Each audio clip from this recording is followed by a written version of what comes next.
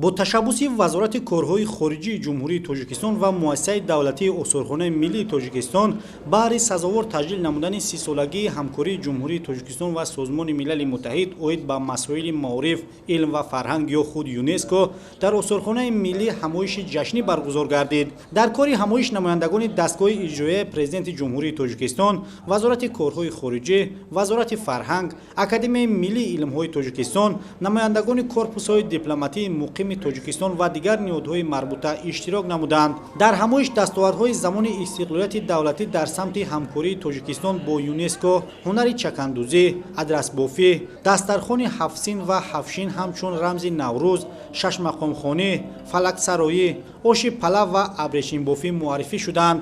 همزمان با اشتراک هنرمندان کسبی تئاترهای مملکت، صحنه‌چه‌های تئاتری اوید به ابوریحان بیرونی، جلال‌الدین بلخی و لطیفه‌های خواجه نصرالدین پیشنهاد اشتراکیان گردیده، اثرهای مینیاتوری، مصوره‌های کودکان شهر وحدت و آثار مربوط به هنر کلالگری نیز به معرض برآورده شد. ضمناً مهمانان نمایش با گوشه سرزم و ایمیتاسیون یادگاری شهرک تخت سنگین که به مناسبت 2500 سالگی این یادگاری تاریخی در اصولخانه ملی افتتاح گردیده است شناس شدند.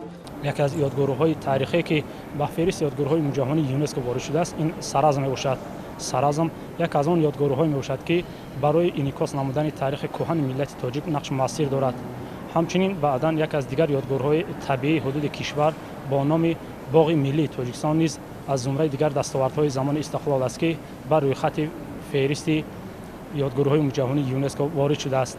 مورد به ذکر خاص میباشد که آثار دیگر غیر مادی از قبیل شش مقام، چکن، آش پلو، نوروز و امثال اینها از مهمترین دستاوردهای میباشند که از نیاگان مردم تاجیک به میراث گذاشته شدند و امروز در زمان استقلال آنها اهمیت بین‌المللی کسب کردند. یعنی به روی خط یونسکو وارد شدن آنها به ما مردم تاجیک امکان میدهد تا این آثار نیاگان را در سطح خوب حفظ، معرفی و همچنین برای نسل‌های بعدی به میراث گذاشتن، یعنی آنها را حفظ کرده باشیم.